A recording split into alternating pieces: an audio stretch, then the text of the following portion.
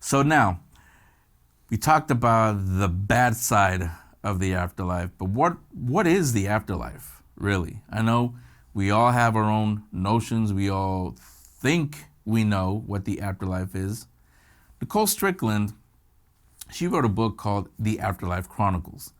And, well, she's about to tell you in a second. She's going to go through how many different cultures see the afterlife, how there have been some scientific explanations for the afterlife. But what is the afterlife, really? What does it mean to us? She will talk about many different things: sleep paralysis, NDEs, dream interpretation, all kinds of things tied into what the afterlife is. That's what the Afterlife Chronicles is all about.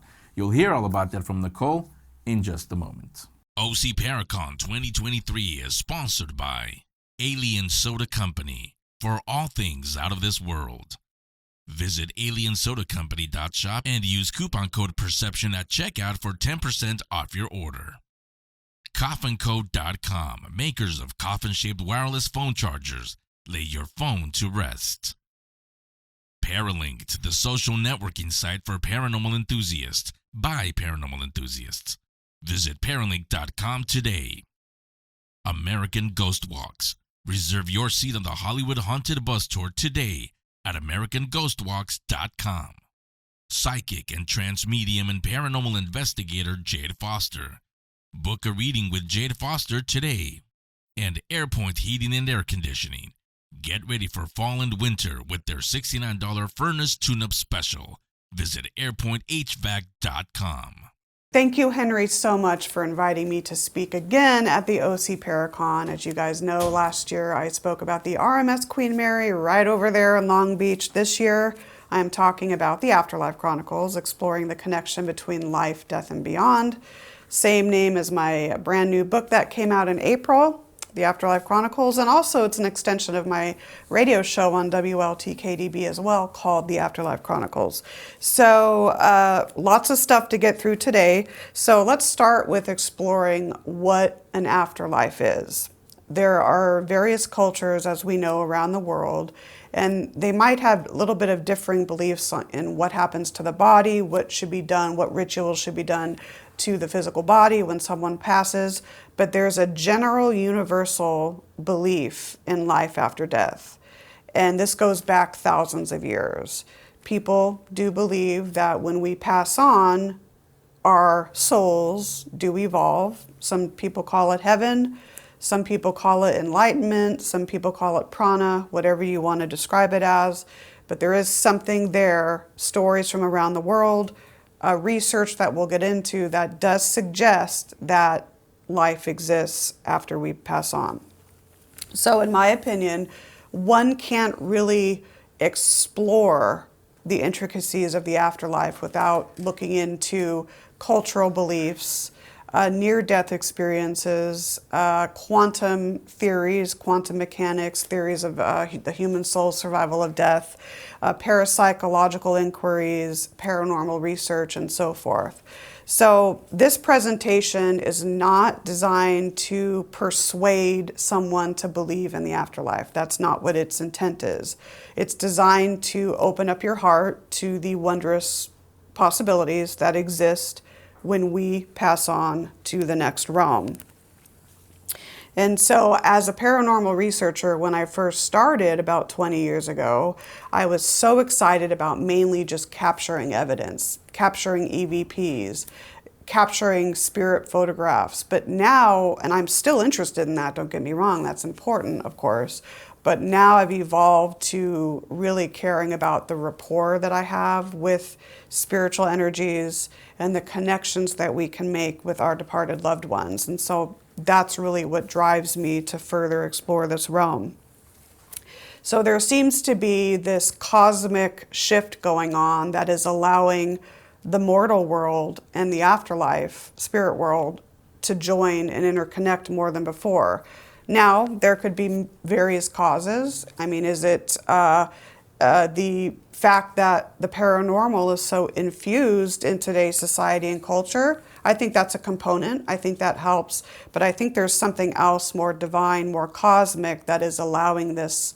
And perhaps we're not supposed to understand the why or the how, but just to experience it and let it unfold.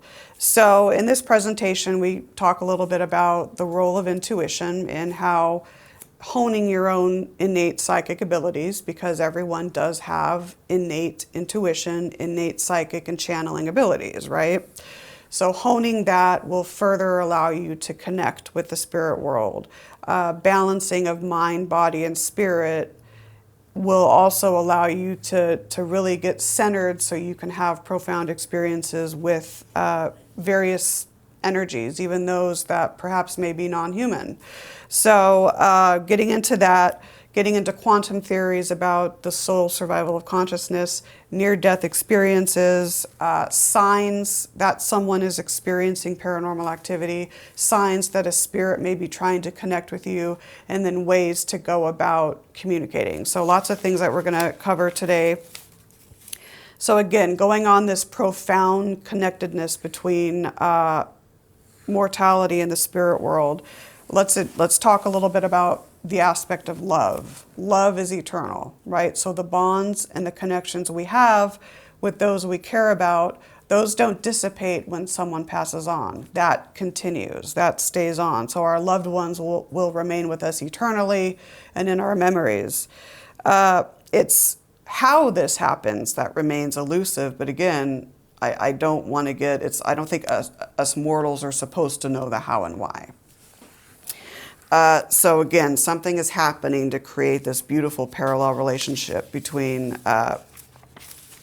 the spirit world and the living world.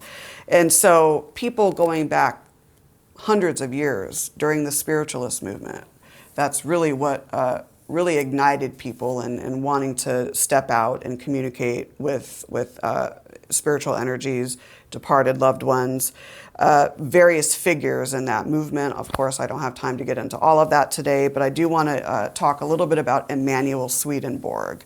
He was a Swedish scientist and statesman that thrived during the Enlightenment period. And so he spent time learning about the spirit world by studying the living world. And he claimed that his sixth sense was opened, permitting him to interact with spiritual energies. And he would have nightly dreams of angels ascending staircases. And so he claimed, and he wrote a book called Heaven and Hell, he claims that he was allowed to experience the dying process and be awakened in spirit. He claimed that angels helped him throughout. And so he really was a driving force in teaching people about the intricacies of the afterlife.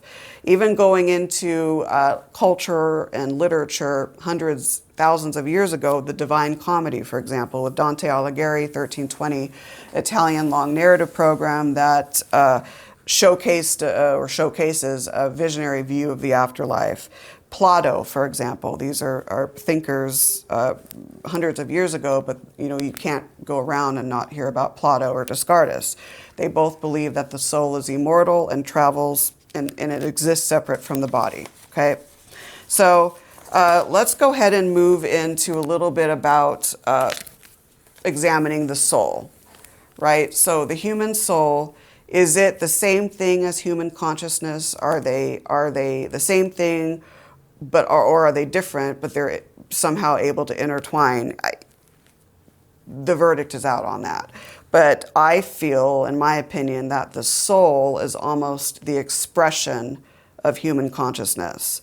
And so there was an experiment, not so famous, but it was actually a flawed experiment. So it was called the 21 grams experiment. It was a 1907 scientific study by Dr. Duncan McDougall. I think he was from Haverford, Massachusetts. Again, it was flawed in the sense that he only used 6 patients for his study. So he measured human bodies after or upon death to see if maybe they lost any weight. So one of his 6 patients, right, that's why it's flawed, one of his 6 patients lost 21.3 grams. is that suggestive of the fact that the soul weighs 21.3 grams? We don't know. Again, that would need to be a much larger study to really look at it a little bit more. So it's thought that each person's soul is made up of the same units, which allows us to be connected with collective consciousness. So, the thought that we're all connected, we're all intertwined. There's this divine matrix which connects individual intelligence to collective intelligence. So it's thought that the soul is separate from all of the body's physical organ systems and can leave the body once the body leave the physical body once it ceases to function. Emil Durkheim was the founding pioneer in sociology. He developed the concept of collective consciousness as a way to explain how individuals are linked together via social grouping and societies. So this shared consciousness, in a way, allows us to share our beliefs, our behaviors, our perspectives, and I think that that's what further allows us to really connect with the spirit world and beyond. So a little bit about the soul there. Let's get into a little bit on quantum mechanics and quantum theories of life after death. So, and some people ascribe to the quantum theory a lot, and others really don't believe in it.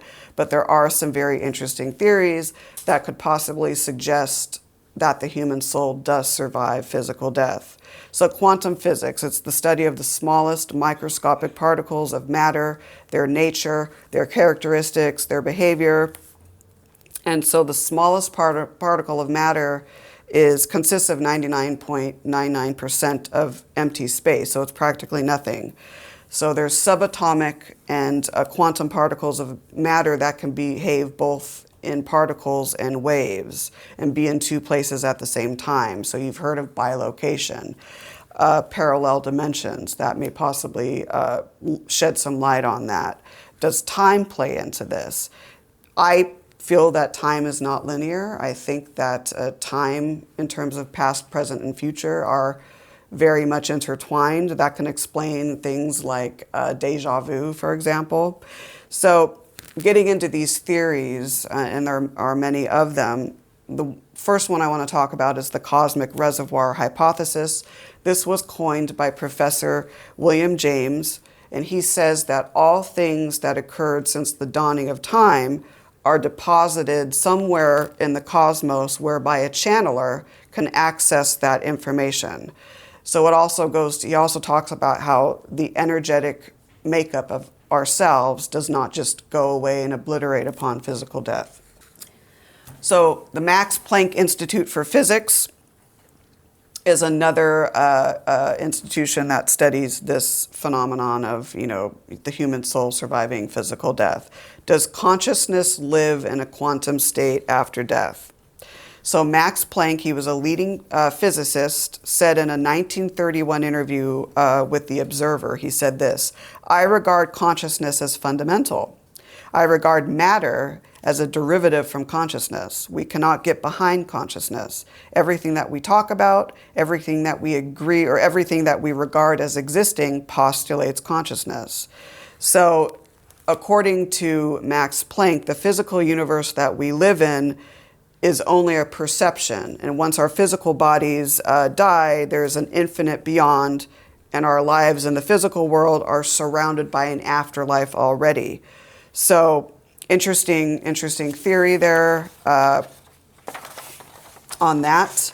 It's interesting when I think about this. I believe that the spirit realm, or those that evolve, and I'm talking about human energies here and even animals, when you pass on and you go to that realm, your soul goes through the ranks of spirithood. It evolves to a greater consciousness that knows the secrets to the universe, that can have the answers, the how and the why. How does this happen? Why does it happen? But again, I don't think us as mortals are really permitted to know everything, but I think we're allowed to get glimpses of what goes on when we move on into the afterlife. And to remember that we're all connected and we're all a part of something greater. So there's good in every single one of us. So imagine if each of us could tap into that, how the world would be. And not just it's the paranormal being infused in society. I think that's helped fueling this again. But like I said earlier, I believe there's this cosmic divine situation going on that's permitting both worlds to be connected more than ever before. And more individuals are wanting to become attuned to their higher selves and wanting to get more in touch with their intuitive side. And so I think that that's helping as well. There's something called the living soul hypothesis, and this goes again with the collective consciousness. So we know that the human soul comprises the essence of a human being. It's the physical body plus the spiritual elements of that person, the pure fabric that makes up the incorporeal aspects of an individual. And so the living soul hypothesis is interesting in the sense that it also suggests and talks about the soul perhaps as a separate entity. When we die, it moves on, it disperses into the universe and retains that divine intelligence that it has. Okay, here. So let's see here. Another interesting theory is actually called the the orchestrated objective reduction, or in parentheses, OR for short. It actually was penned by Dr. Stuart Hameroff and Sir Roger Penrose at the University of Arizona, my alma mater. Go Wildcats, right? So this is interesting. It's out there in left field, and I'm going to try to talk about it in layman's terms because it is kind of confusing. Even when I read about it, it's kind of confusing. But they assert that consciousness is merely information that's deposited at the quantum level. So consciousness, according to them, happens at the space-time area within the brain, right? So when metabolism or the brain's quantum logic decreases, the quantum information disperses back into that space-time area of the universe. That which remains interconnects with everything, so consciousness may continue on. They claim that there are protein-based microtubules, which we have, they're structural constituent of our human cells, that they hold this quantum information that is housed at a subatomic level, and self-consciousness is the gravity on these microtubules. So they ask the question, if consciousness is a quantum phenomenon, then it has the same material that comprises the rest of the universe, which has existed since the dawning of time.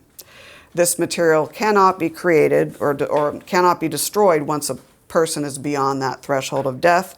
Again, it dispenses out into the universe. Consciousness will then return to the universe, and our souls will filter back into their elemental truth. So it's a little bit out there, very interesting. Please read up on it a little bit more because I think they're on to something there. And they say this, if a person is not revived and the patient dies, it's possible that this quantum information can exist outside the body, perhaps indefinitely as a soul. Moving on to biocentrism. This is a term coined by Dr. Robert Lanza. He is a physician and a scientist involved in stem cell research, degenerative medicine, and cloning. Now, he feels that consciousness creates the universe. Consciousness creates our reality. He feels that time and space are illusions, something that our mind makes up. Reality is determined by the observer. Life is immortal, so he doesn't believe in death. He feels that life is immortal and is at the center of existence, reality, and cosmos. So when we pass on, our energy lives on and travels to another dimension, travels to the metaverse, travels to the universes, I should say. So consciousness exists in the energy housed in our bodies and is released once death occurs. So kind of a little bit of a similarity to the OR theory there. So interesting theories, quantum theories on the survival of human consciousness. There are others, and please read up a little bit more on these because literally you can do just a presentation just on one of these. So because there's a lot of information, I'm going through this quickly. But again, read more into those quantum theories of survival of physical death because they are fascinating. Okay, so I want to get into now near-death experiences, even shared death experiences, because I feel that studies of near-death experiences and the fact that so many people from all walks of life, different cultures, children, adults, elderly individuals, the experiences that they have during an NDE are so similar across the board. And so I think that that says something. There's something there. So you can't really talk about near-death experiences without mentioning, of course, Dr. Raymond Moody. He basically was the pioneer in near-death studies. He actually helped form, or the IANDS was formed. That's the International Association for Near-Death Studies, I believe. So basically, an NDE is a profound, life-changing sensory sensory experience and awareness that occurs upon death or impending death. Now, some physicians and some researchers try to explain or have medical reasons for this. Are they caused by or psychopathology, transformed blood gases, sleep problems, changes in the brain, medications? There's all kinds of different theories out. But it's the fact that so many people for years all across the world describe these similar traits that occur during a near-death experience. Which are, so these near-death experiences and the traits are common, like I said. So they include this sense of feeling very comfortable, free of pain, at total complete peace, a sense of leaving the body. Some people will claim to see themselves floating above their body. For example, patients that are undergoing surgery, for example, might have that experience where they're floating up above their body and they see themselves and the doctors and the surgeons operating on them. That's common. That's common across the board. The mind functioning a little bit more rapidly than usual is another trait. A sensation of being drawn into the tunnel, right? And at the end, there's that circular level of very bright light. Sometimes people have claimed to see spirit beings or loved ones on the other side. And then when it's there, right when they're brought back and the doctor is getting their heart and breathing restarted, then sometimes they'll say that they float backwards until they wake up.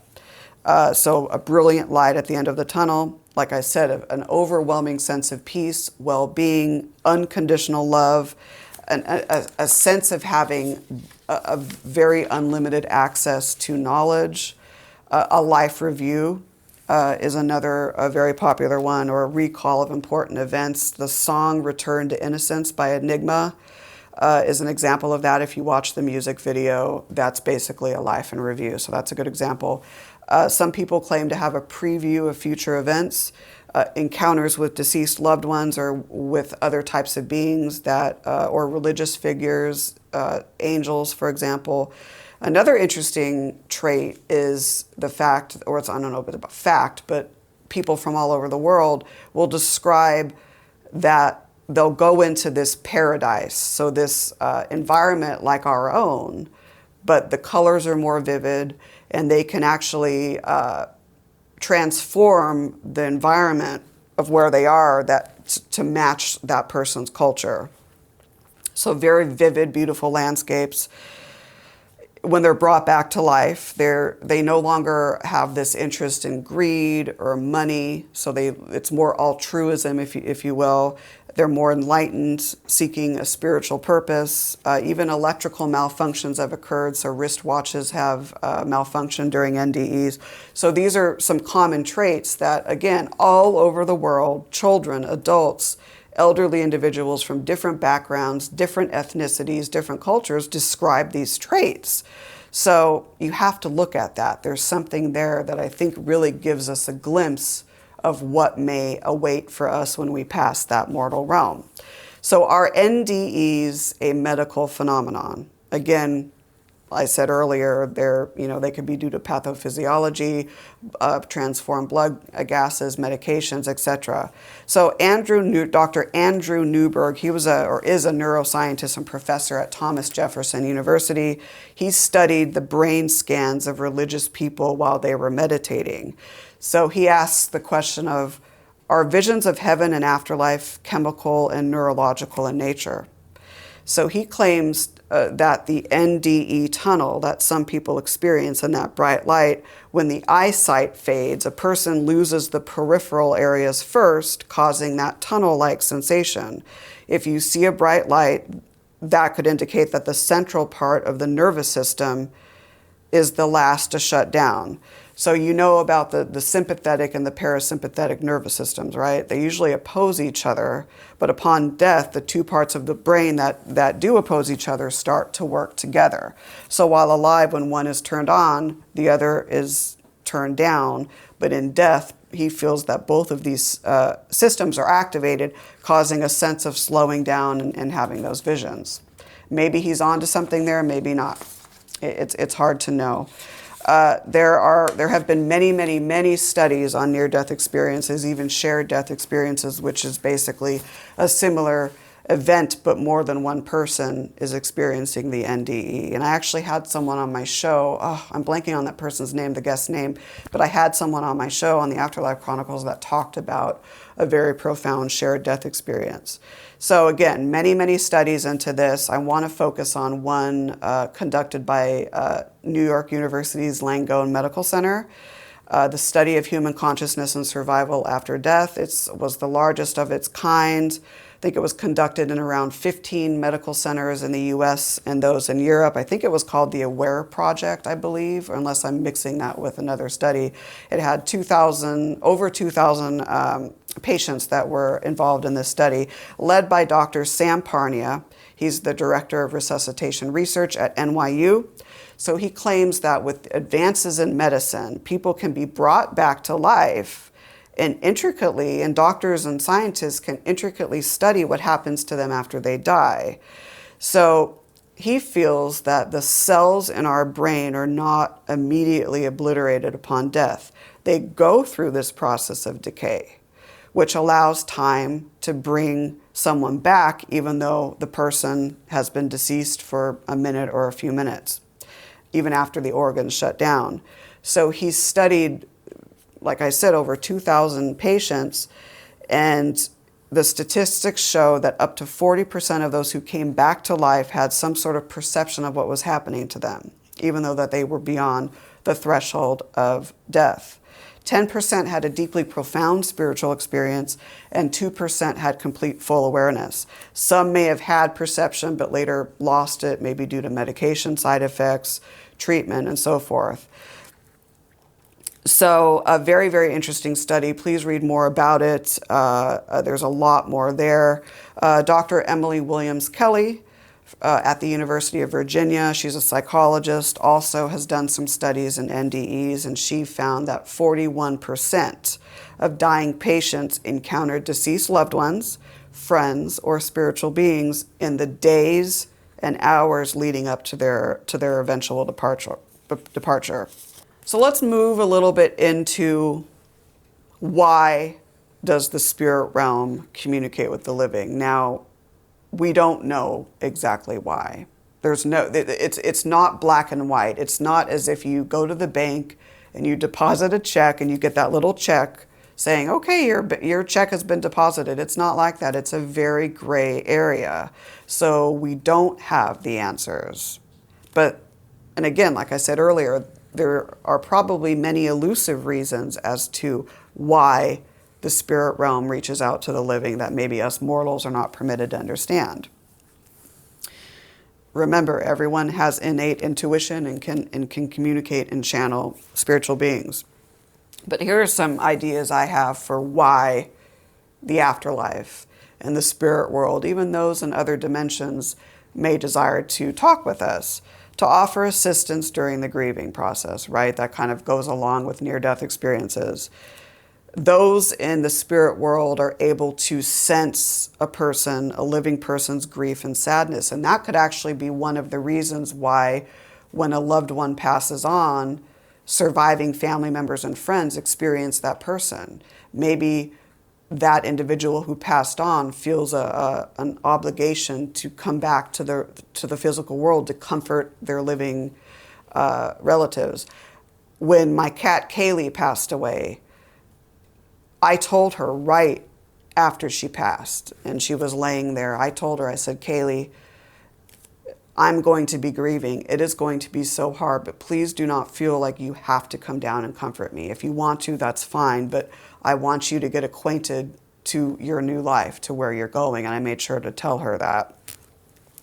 Spirits can offer us guidance through dreams, visitations, through images, through synchronicity, which we'll get a little bit more into that later on in the presentation, to demonstrate that they are at peace. They want to let us know that they are at peace. So spirit gives us messages to alleviate our concerns.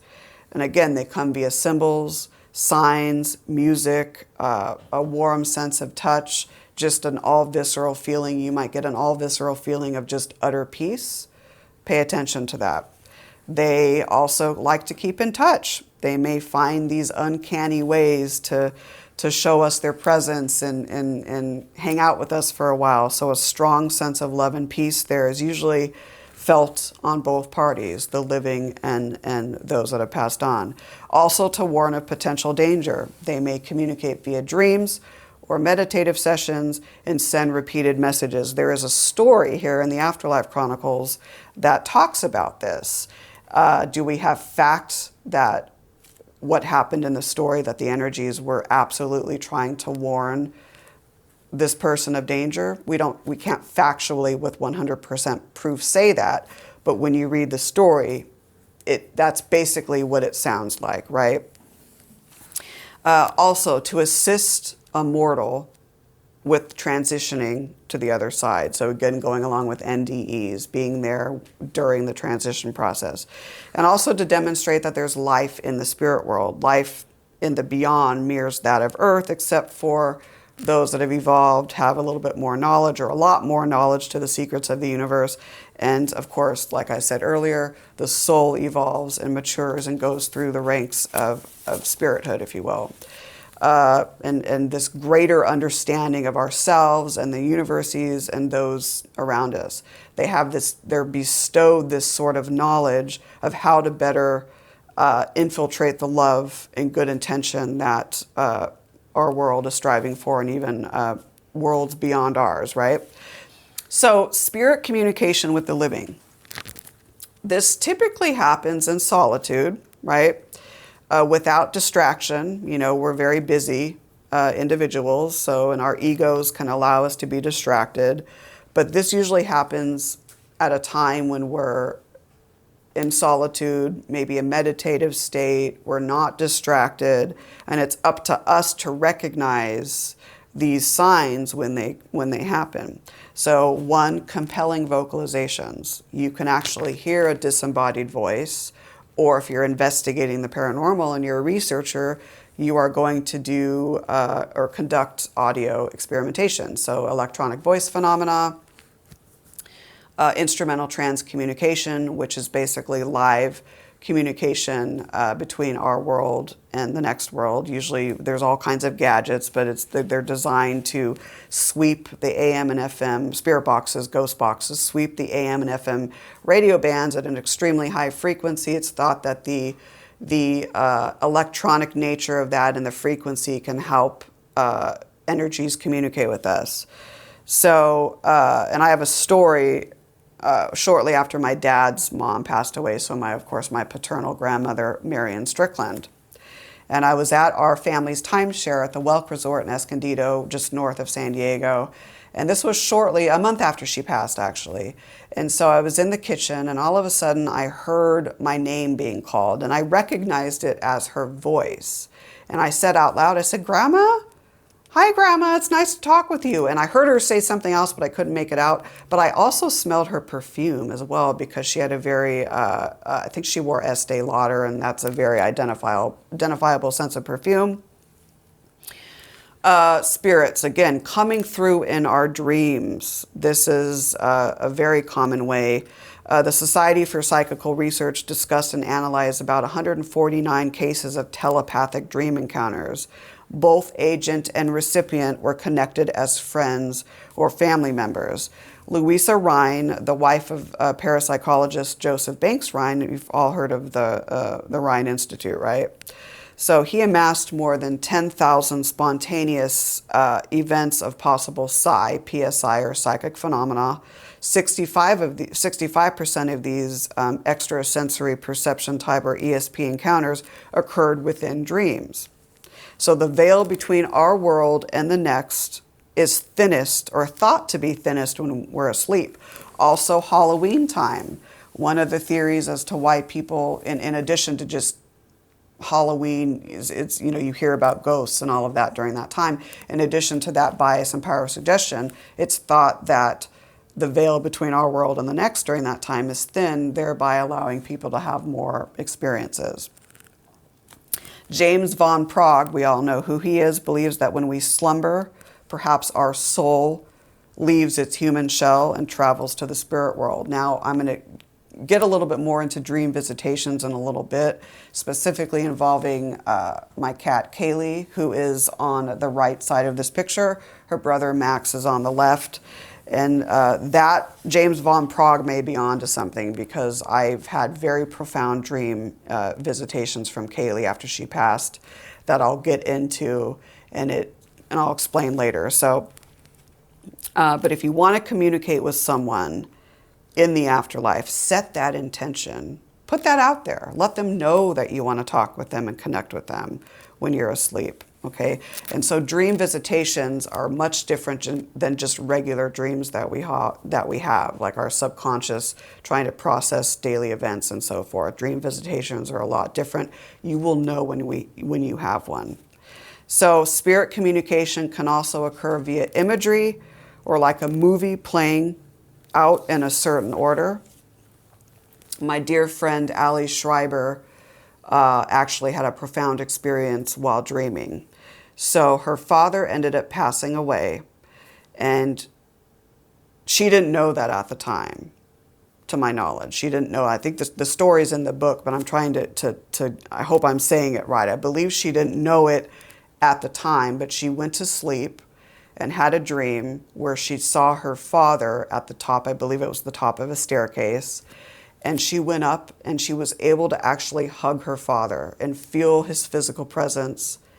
And it was very comforting. And then she awoke, and then I believe later got the phone call that he had passed. So she does believe that she had that dream around the time, or at the same time that he actually transitioned. So this is not to be confused. These dream visitations are not to be confused with sleep paralysis. Sleep paralysis is thought to be a physiological, psychological issue, not necessarily connected to the paranormal. However, I think that some people can have a paranormal experience while in it. And I've had it before, not often, but there have been a few times where you feel like you're awake. You might not be able to move your body. You might feel anxious or have this sense of fear. You may see a figure at the foot of your bed, or see someone or hear someone trying to talk with you. So it usually happens in either the hypnagogic or that state, I should say, between when you're falling asleep or when you fall asleep and start to go more into sleep. So a hypnopompic. Let me start that over because I'm all over the place here. So, okay, sleep paralysis. It's not to be confused with a physical type of phenomenon. It's thought to be have more of a psychological or physiological explanation. However, I do think that people can have a paranormal encounter during this state, but it usually occurs during the hypnagogic or falling asleep state, or the hypnopompic when you're waking up, right? So some people will have that sense of, including myself, where you're still, you can't move your body, maybe a sense of anxiety or fear. You might hear something, hear a voice, or you might see someone standing at the foot of your bed. So it can have a weird sensation. Some people feel like they're choking, a sensation of falling, that's common, floating, flying, or leaving the body. Like I said, it's typically not paranormal in origin, but there could be a connection there for some people's encounters. And it's thought to maybe accompany other types of sleep disorders, so like narcolepsy, disturbed night sleep, day sleep. It could be caused by certain medications, substance abuse, mental health disorders, medical conditions, you name it, sleep deprivation, for example, physical and emotional stress. Okay, so don't confuse that with dream visitations. Energies like to communicate with us. Let us know of their presence through signs such as through animals, insects. You've heard of butterflies, you've heard of feathers, coins, randomly apporting out of nowhere, for example. The movie Patch Adams with Robin Williams. There's a beautiful example at the end of the movie with a butterfly. I don't want to spoil it for those that haven't seen the movie. Another movie that shows this very well is Dragonfly with Kevin Costner, and you will find out at the end of the movie why he keeps encountering dragonflies. It's very interesting. Animals have a very keen sixth sense, so pay attention to your animal's behavior, as they may be indicating to you that a presence may be in the room. And there's a story in the book, it's Kathy Gwetzko's story in the book, The Afterlife Chronicles, where I talk about her cat Molly. Very interesting story there. Odd or familiar smells. Like I said earlier with my grandmother and smelling the Estee Lauder perfume. You may get a sense of a random smell. It could be cigarette smoke, it could be pipe smoke, it could be cologne, perfume. That can give you a sign that someone is there. Unexplained noises, knocking on the doors, items moving around, the closing or opening of doors, lights turning on and off. Sometimes electrical devices may malfunction. So unexplained noises is another sign there. Disappearance, reappearance of items, that's common too. Some objects are known to just apport out of nowhere. And maybe I know people have found, for example, coins or something like some sort of jewelry that appeared out of nowhere that had a sentimental value to that person that died, right? Feelings of being watched, feelings of uneasiness as though someone's in the room with you. That could be also a sign that you need to pay attention to. Other signs, and this has happened with me after my mom's mom, so my maternal grandmother passed away. We had random phone calls, and right after her death, that we never had before, and this happened a few times where the phone would ring, we'd pick it up and say hello, and there's static on the other end of the line. Marie D. Jones' story in the Afterlife Chronicles book is also very similar to that. She talks about that. Repeated messages. If you're getting repeated messages throughout the day, pay attention to those, because that may be someone trying to communicate with you. They may come in the form of written word. They may come in the form of phrases or other types. It could be pictures that you're seeing. Whatever. Just pay attention to those messages. Also, messages in song. Many people have talked about a song coming on the radio right at the time that they're thinking of their loved one, or maybe right after their loved one passed on. This happened with my grandfather, my mom's dad, so my maternal grandfather, Dr. Andrew F. Lopinto. And after he passed, after he passed on the way to his military funeral, we heard the song Unchained Melody by the Righteous Brothers. Now, it's interesting how many times throughout the years, I will be thinking of him and then that song comes on. So interesting, kind of a synchronicity thing, which we'll get into a little bit later. And so I don't want to talk too much about this, but it's in the book a little bit. So common misconceptions of the spirit world can directly influence how someone identifies with the beings in a certain realm. So there are common mistaken beliefs that exist, which may, again, influence. It's the power of suggestion that may cause someone to have skewed beliefs in actually what's going on. So let's see. It's my belief here that it's an honor to encounter a loved one. It's an honor to to really talk with someone on the other side. And I mean, when you're out investigating in the field and conducting your investigations, try to remember the human element.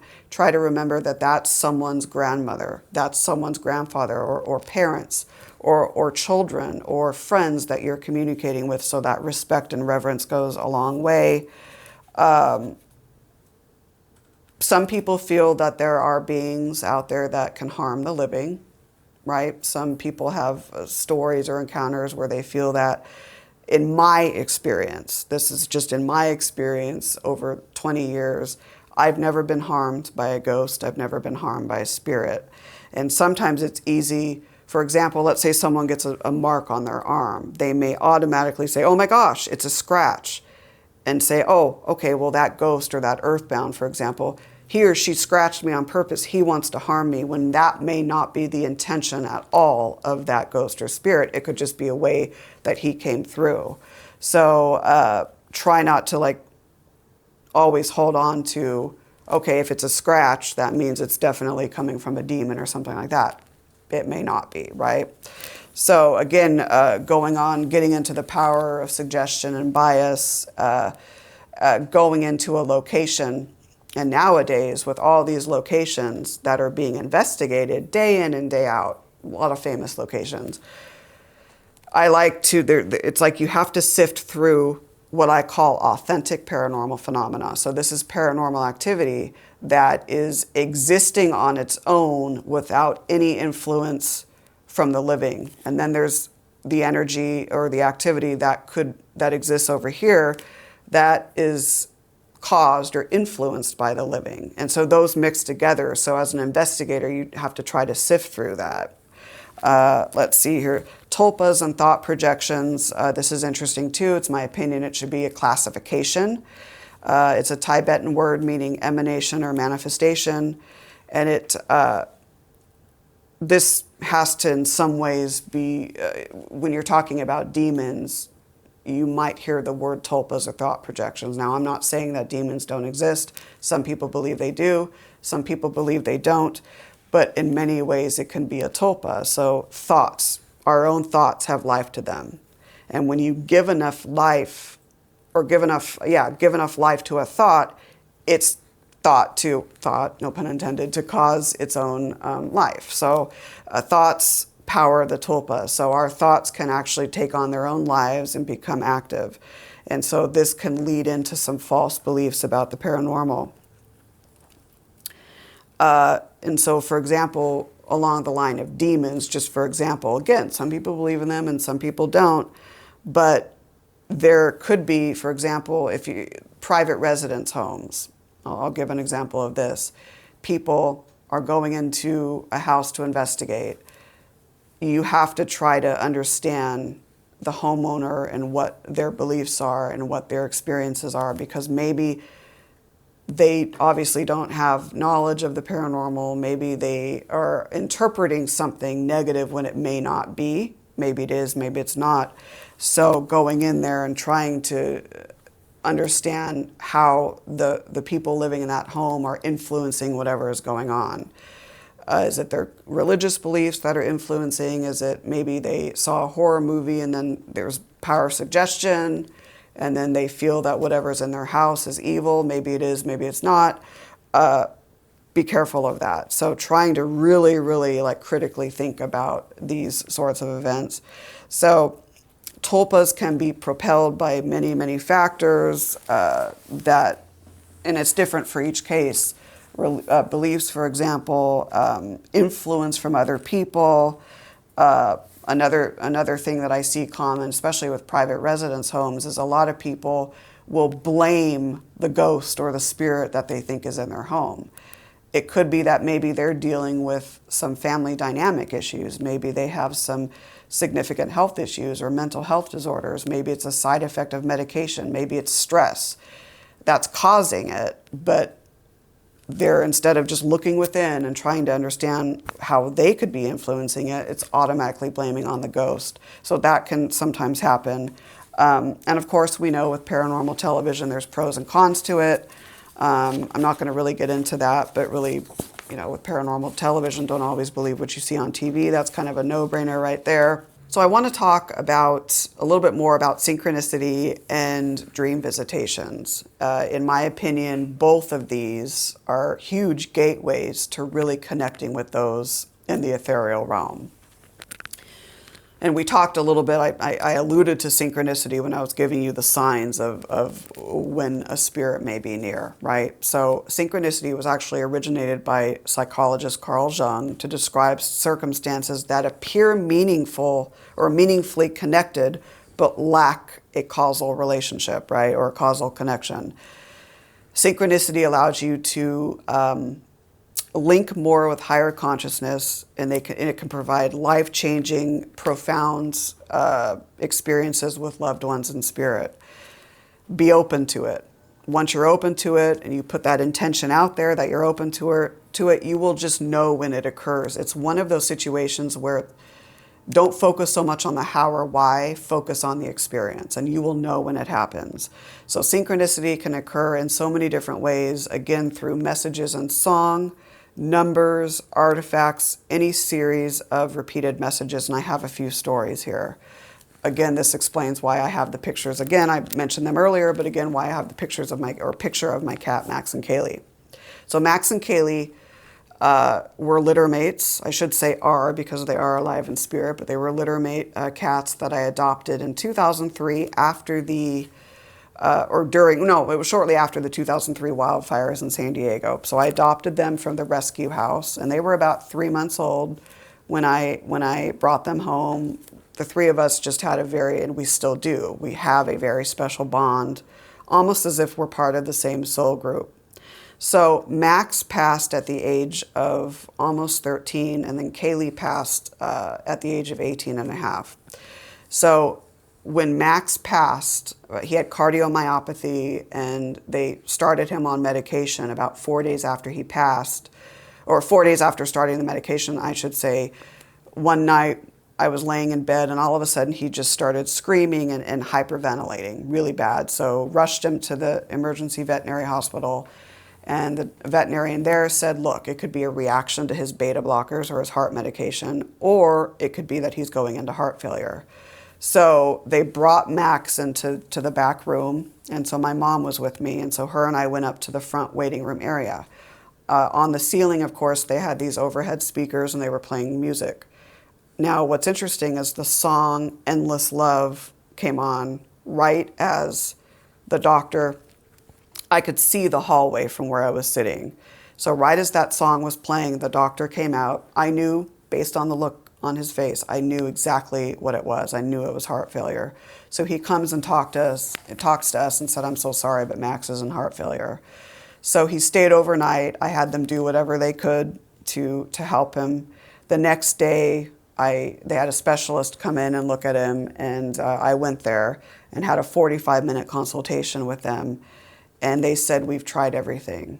And I said, I want to be sure of that. I want to honor his rite of passage, but I want to be sure of that. And they said, we have done everything.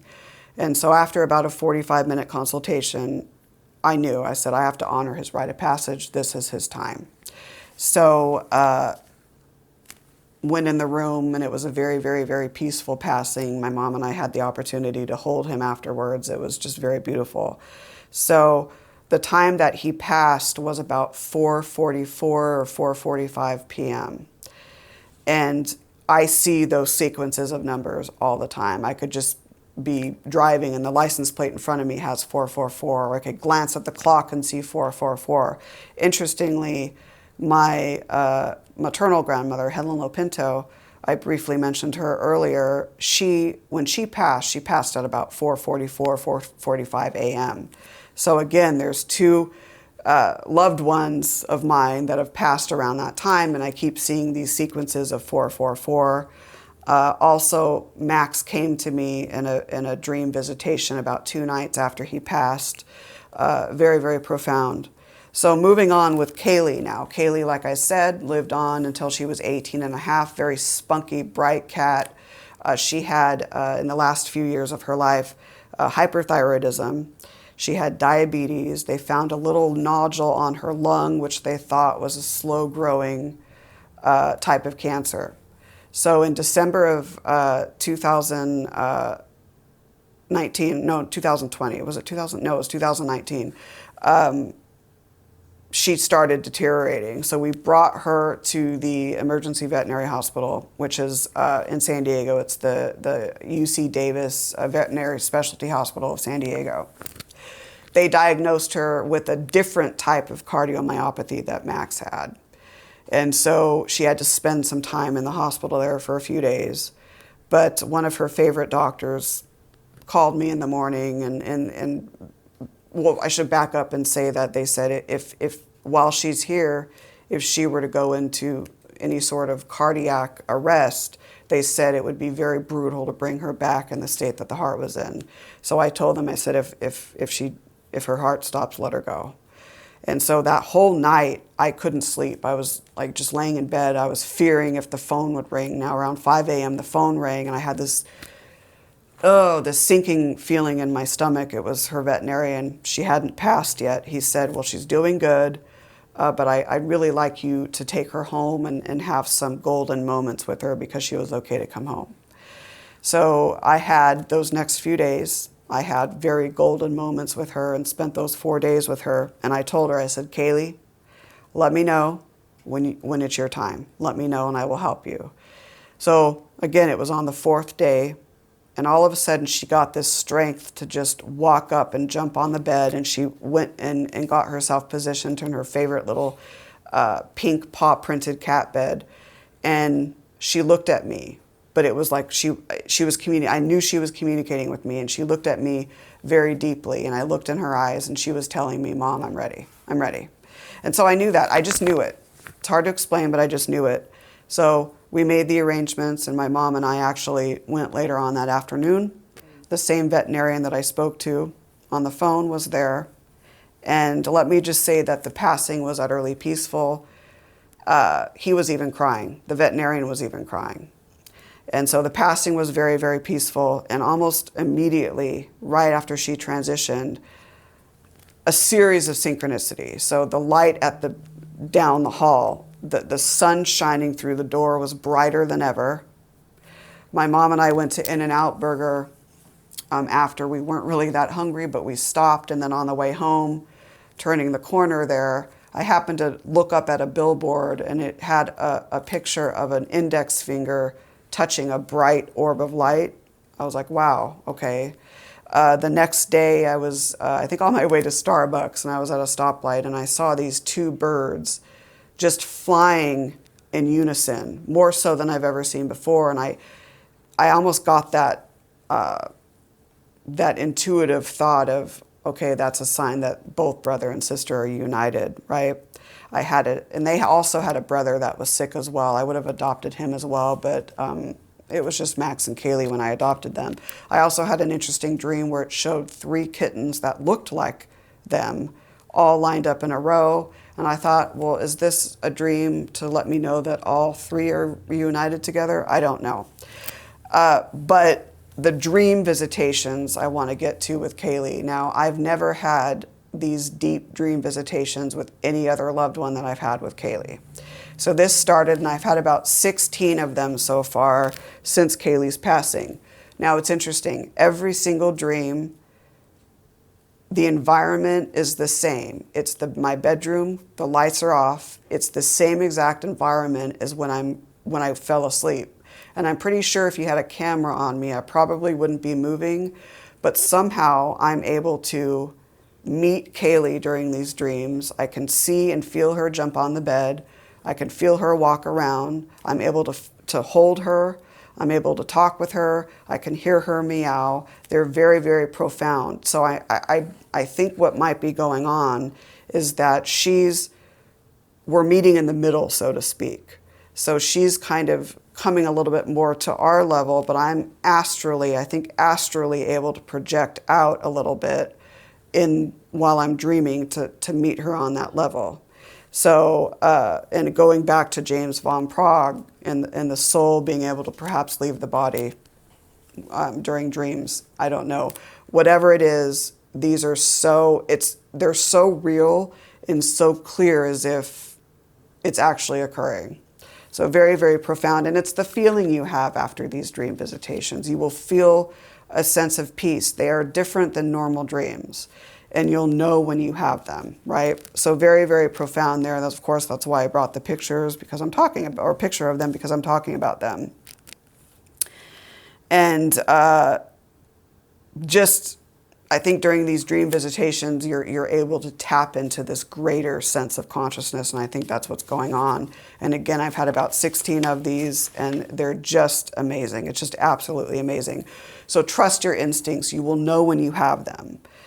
There's a sense of heightened communication, telepathic, visual, verbal, an all-knowing sense of you understand what's going on during this dream visitation. The encounters can be brief, but extremely vivid and telepathic, like I said, very meaningful, very lucid. You may be able to control your thoughts during the dream, your actions, and all of that. And you wake up, like I said, with that sense of just overwhelming peace and a knowledge that the dream imparts a deeper message. You may even have some momentary sleep paralysis. So, like I said, if you had a camera on me, I probably wouldn't be moving, but my astral self is reaching around trying to feel and touch Kaylee. So very, very interesting there. So I know there's a lot of topics presented in this, because you could really have about 10 presentations just derived from this one. But hopefully you've learned a little bit of something, and it's, again, the presentation is not to persuade people to have beliefs in the afterlife. It's meant to talk about all of this information and open up your heart to the wondrous possibilities that exist when we transition from this mortal realm and move beyond. So I hope you enjoyed it.